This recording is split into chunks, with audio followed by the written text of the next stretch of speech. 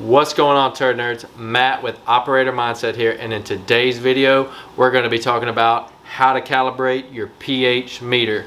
We're going to be going over why pH is important, the things you need to know about it, the things you need to know about how to maintain your meter.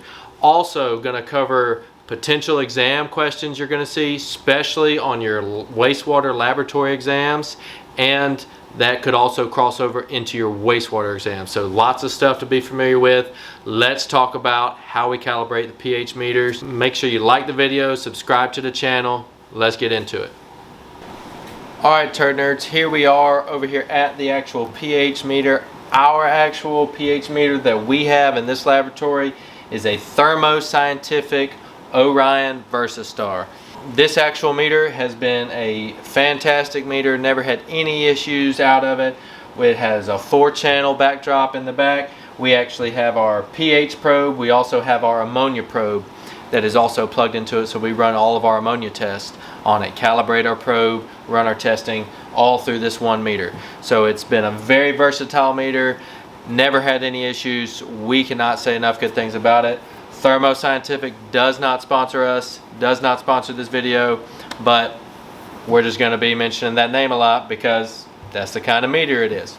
So regarding your pH, what is pH, right? pH is a very, very common thing. If you've been in this industry any kind of time, I'm sure you've already heard the term. It is just a scale, your pH scale. So pH, alkalinity, those two things are actually different. We're talking about just pH.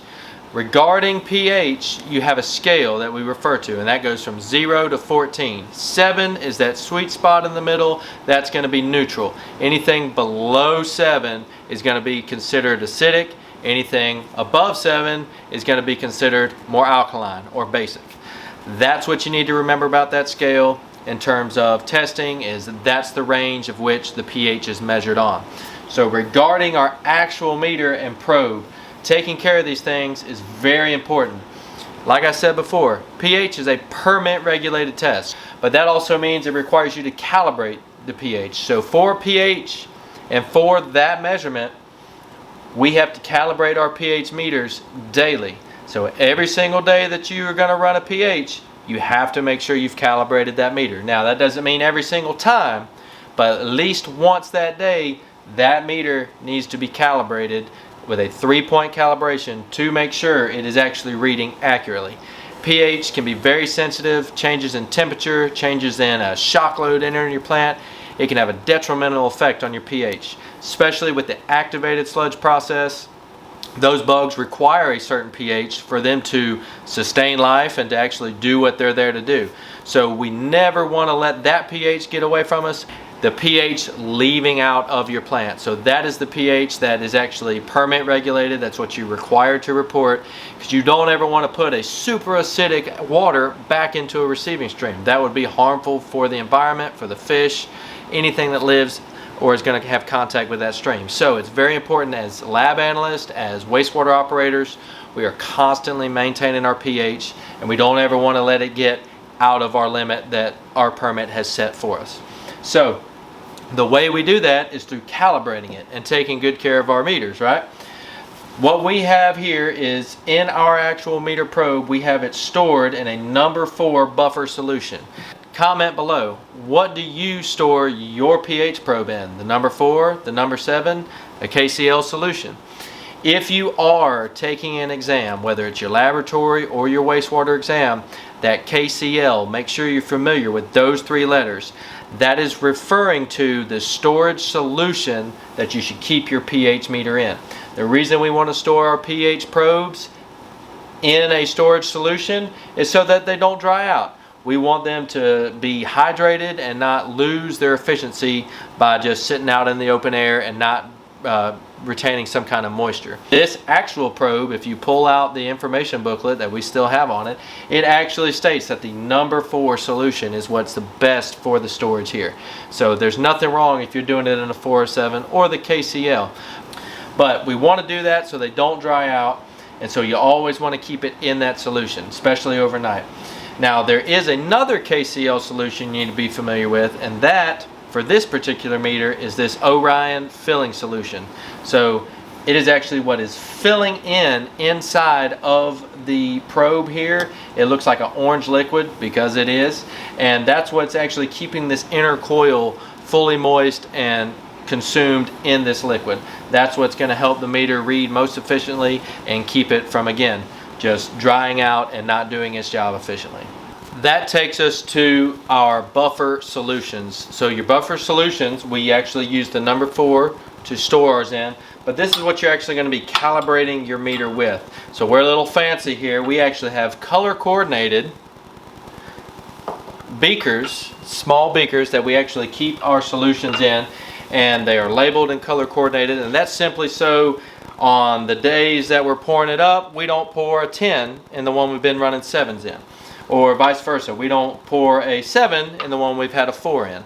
Keeping those oriented and keeping only that buffer solution in that beaker is going to help us stay more consistent and actually not give us a false reading or an inaccurate calibration on our meter. So keeping that in order is very important regarding your buffer solutions.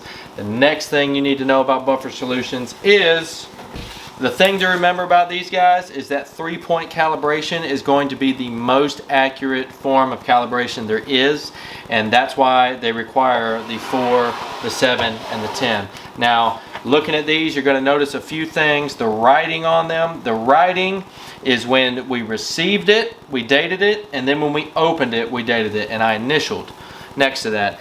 That is what we do here, and I also take the extra step and I run a highlighter right here along the expiration point just so it's easier to spot at a quick glance. Now, where this comes into play is, let's assume, because we all have them eventually, the EPD or whoever your regulatory agency is comes in to do an audit or an inspection. The first thing they're going to do is, when they come on site, look at your grounds, look at the quality of your lab, and they're going to make a judgment off that. They're going to ask you, of course, for your paperwork and all your records keeping, so make sure you have that in order. Next, if they go through your laboratory, they're actually going to want to see dates on when you received it, on the they're going to want to check the expiration dates, all of those things. That's another exam question, especially for, I know I've seen it on my laboratory exam, but possibly even the operator's exam. That's one of the things you need to take into account anytime you are ordering a buffer solution, a calibration standard, anything. You always want to take into consideration that expiration date on whatever it is you're ordering, because you don't want to order a big batch of it and half of it go bad before you even use it. It's all site specific, depends on how often you're going to be running those tests.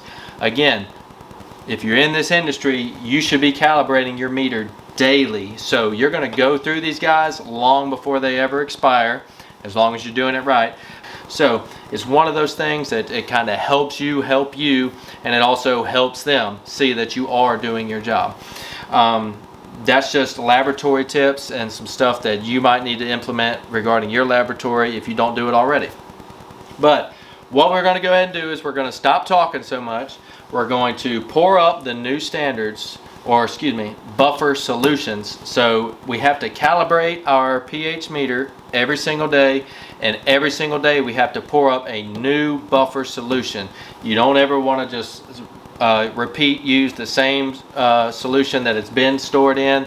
You want the most accurate calibration possible, because pH is such an easy thing to get away from you, and it can change on a dime. So we're going to pour up all new solutions, and then we're going to run you through the process of how we actually calibrate the meter. Alright guys, we've refilled all of our buffer solutions here. We have all of those filled up fresh for today's calibration. First thing we're going to want to do is we're going to want to hit calibrate and select pH, because that's what we're looking to test for. So we're going to hit select, and now we are ready to start. First thing we want to do is take our DI water, and we're going to just gently rinse our probe, because we want to rinse off whatever that solution was that was on there, making sure we are starting fresh. So again, these are brand new buffer solutions poured up just now for today's calibration. We're going to gently clean, just pull that liquid off of that probe, and now we're ready to go. We're going to take our number 4 solution. We're going to put our probe down in there gently, not all the way touching, just in the liquid, and then we're going to hit start. And While that runs, you can see the meter actually starting to stabilize, and once it actually spits out that reading, we'll be able to hit OK and move on to the next one. Also very important, make sure while you're doing this you have your sheet prepared and ready and you're documenting this. Again, documentation is key. Keeping lab records for 3 years is actually a very popular test question. If they ask how long are lab records supposed to be maintained, that is 3 years is going to be the answer there. So make sure you are writing this down when you calibrate it, so that way you have that proof and you're keeping up with those records as you do it. Very important part of it. Alright, so as you can see, it has stabilized at the 4. We want to hit accept, and now it gives us our first pH reading right here. We would want to record that down on our documentation. We're going to go ahead and hit next, and before we hit start, we're going to want to pull it out of the number 4 buffer solution, and we're going to want to rinse it again with our DI water very gently. And just make sure you're using any kind of beaker just to kind of catch the water so you're not actually making a mess. And then have a chem wipe handy to dab your probe back off with, and make sure we're starting fresh again with the next solution. So now this is our number 7 buffer solution. We're going to put that in there and we're going to hit start. And so we'll wait for that to calibrate. And as we do, it's very important you go in that order, the 4, 7, 10. Some other things that you need to be considerate of is that pH hold time. So let's say you actually had a sample of pH. You wouldn't want to go grab that sample and then bring it in here and take 30 minutes to pull everything out, calibrate your meter, all of that stuff. Let's hit accept. The pH hold time, this is also an exam question, is 15 minutes or less, or immediately. So there is no hold time on DO, pH, chlorine residual. All of those things are run them immediately. There is no hold time. 15 minutes or less, that's what you want to look for on the exam, or run it immediately. Anything other than that is not accurate, and that's one that they will try to trip you up on. So we see that it calibrated at the 7. We want to hit next, and before we hit start, we're going to remove it from the 7, and we're going to rinse it again. We are almost done with our calibration. It does not take long, but still, it's a better idea to have your calibration done and recorded before you go out and grab your pH sample, because you never know, what you're going to run into when you're out there or have to stop and fix. Alright, so now we got our number 10 buffer solution, and it is in there, and we're going to hit start. That sound you're hearing, that's just a stir. It's helping move the solution around. It's getting a more accurate reading. This little piece right here that's underneath it is actually a magnetic stir. We use that whenever we're running our ammonia testing, so that's what actually is stirring in those ammonia standards when that blue cloud hits it. And they have little magnetic stirs that you drop in the beakers to complete that process. So that's what it's actually sitting on.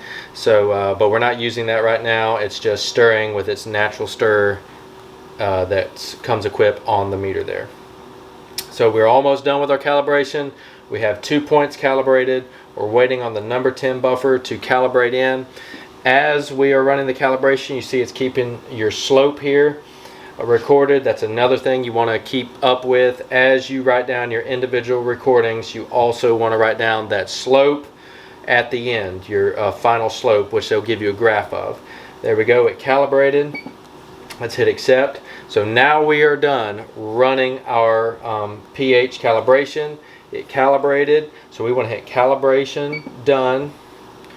And that's going to take you to that screen. Again, you have another chance to write down all those numbers. Very important too to keep up with your temperatures.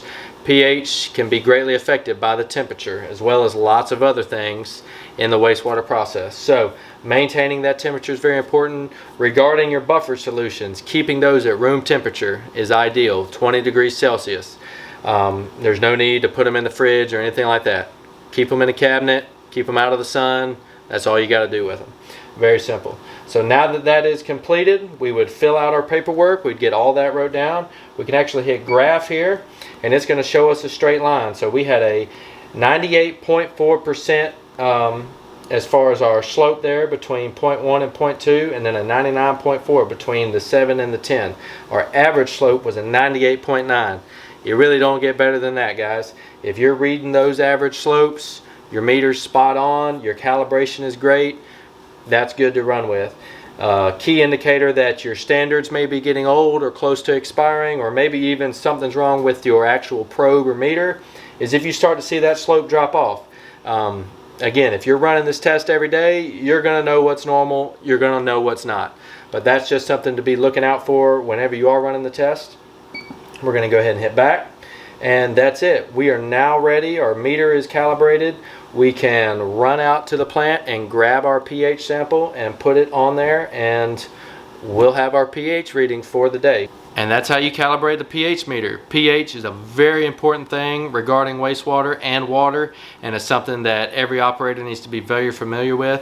Knowing how to calibrate your meter is extremely important, and if you've never had to do that before, now you know.